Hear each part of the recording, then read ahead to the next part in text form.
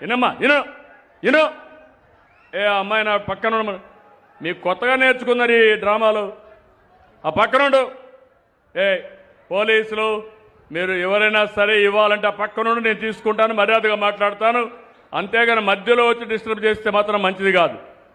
మీ వ్యక్తిగత సమస్యల్ని వినో ఈ పక్కకు రామ్మా, నువ్వు పక్కకు రా, నువ్వు చెప్పింది వినాలి. సమస్య పక్కకు తీసుకుని తెలిపెట్టి నాకు పరిచయం చేయండి. ఎవరు బై ఫోర్స్ తీసుకుపోవద్దండి. ఎవరైనా సరే ఇక్కడ ఏదైనా కాగితం ఇవ్వాలంటే ప్రత్యేకంగా ఇక్కడ కూర్చుని పెడతా, మీరు రండి. మీరు చెప్పిన సమస్యలు ఇంటా పరిష్కార దిశగా ముందుకు పోతానని మరొకసారి అందరికీ విజ్ఞప్తి చేస్తున్నా. సహకరించాలి. ఇలాంటి చేయడం కరెక్ట్ కాదు. గట్టిగా చెప్పండి, కూడా చెప్పండి చేయకూడదని. ఎక్కడో ఉంటారు, వేరే నియోజకవర్గంలో కూడా ఉంటారు. అక్కడి నుంచి ఇక్కడికి వచ్చి మధ్యలో లేచి మీటింగ్ కూడా డిస్టర్బ్ చేయడం కరెక్ట్ కాదు. ఇప్పటికే ఈరోజు మీరు చూస్తే అన్ని రిజర్వాయర్లో నీళ్లు తగ్గాయి. అంతేకాకుండా పోయిన సంవత్సరం ఈ సమయంలో 57% రిజర్వాయర్లో నీళ్లుంటే ఇప్పుడు 37% పడిపోయినాయి.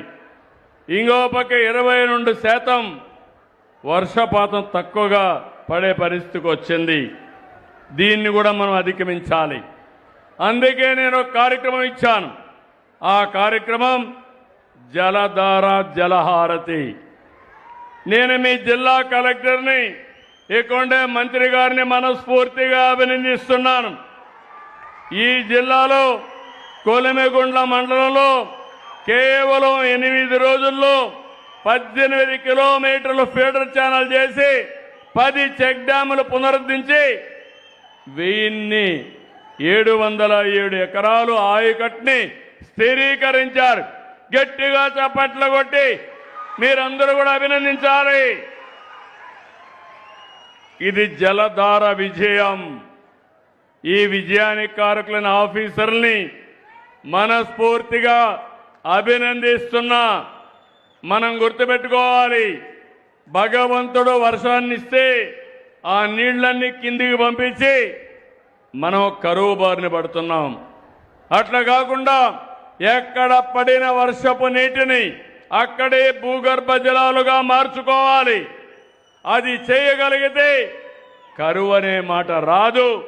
ఇది కాకుండా నేను ఆలోచించేది నదుల అనుసంధానం చేసి ఎప్పుడైనా నీళ్లు చాలకపోతే పైనుంచి కూడా వస్తాయి.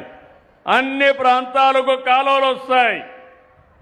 అదే మన నదుల అనుసంధానం కూడా జరుగుతుంది. ఇంకో పక్క మైక్రో ఇరిగేషన్ కూడా తీసుకొస్తాం. మనం అన్ని ఇలాంటి కార్యక్రమాలు ఆలోచించి ముందుకు పోతామంటే మన రాష్ట్రంలో ఒక పార్టీ ఉంది, గొడ్డలి పార్టీ.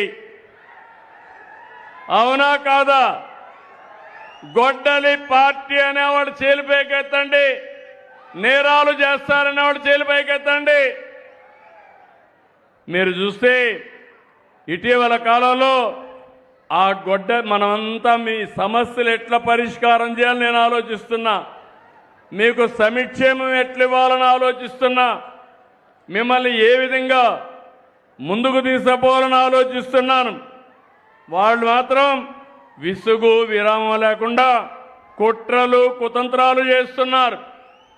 కులం, మతం, ప్రాంతం, వర్గాలుగా సమాజాన్ని ముక్కలు చేయాలని చూస్తున్నారు.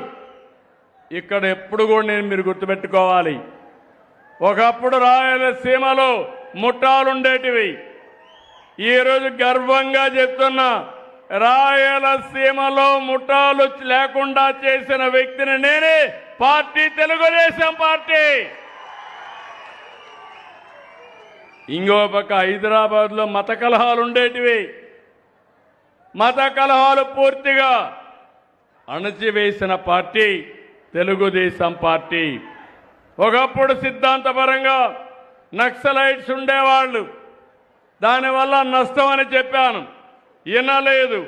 వినకపోతే లా అండ్ ఆర్డర్ మెయింటైన్ చేశారు. కడాన నన్నే చంపడానికి 2003లో 23 క్లేమోర్ మైన్స్ పెడితే నేను భయపడలేదు. సాక్షాత్ వెంకటేశ్వర స్వామి నన్ను కాపాడాడు. ఇది చరిత్ర. ఇప్పుడు ఆ పార్టీ కూడా లేకుండా పోయే పరిస్థితి వచ్చింది. ఏది కూడా మనం గుర్తుపెట్టుకోవాలి.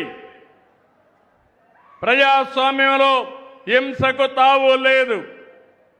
ప్రజల ఆస్తులకి ప్రాణాలకి రక్షణగా ఉండాలి.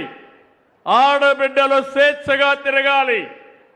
1924లో ఎక్కడ చూసినా గంజాయి పంట పండించారు. ఏజెన్సీ ఏరియాలో పండించారు. దేశానికి ప్రపంచానికి ఉత్పత్తి చేశారు. డ్రగ్స్ వచ్చాయి. ఎక్కడ చూసినా చెడిపోయే పరిస్థితికి వచ్చారు. నేను ఎన్నోసార్లు చెప్పాను, గంజాయి తీసుకున్న వ్యక్తికి తల్లికి భార్యకు తేడా తెలియదు. తల్లిదండ్రులంటే వాళ్ళు లెక్క పెట్టుకోరు. అలాంటప్పుడు ఇలాంటి వ్యక్తులు వాళ్ళని ప్రోత్సహించి ఇప్పుడు కూడా రౌడీల్ని, గంజాయి బ్యాచ్ని, డ్రగ్స్ సేవించే వ్యక్తుల్ని, బ్లేడ్ బ్యాచ్ల్ని వైఎస్ఆర్ కాంగ్రెస్ పార్టీ ప్రోత్సహించే పరిస్థితి వచ్చింది.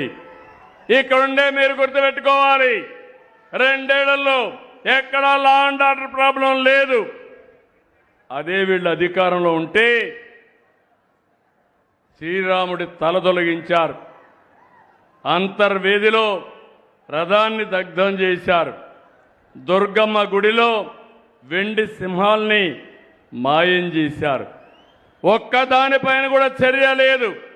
నిన్నే ఆదోని శివాలయంలో ఒక యువకుడు ఏకంగా అక్కడ పెట్టే దీపం, ఆ దీపంలో పోయి సిగరెట్ వెలిగించుకునే ధైర్యం చేశాడు. అదే ఈ ప్రభుత్వంలో ఎవరు చేసినా వాళ్ళని వదిలిపెట్టమని మరొక్కసారి గట్టిగా హెచ్చరిస్తున్నాను.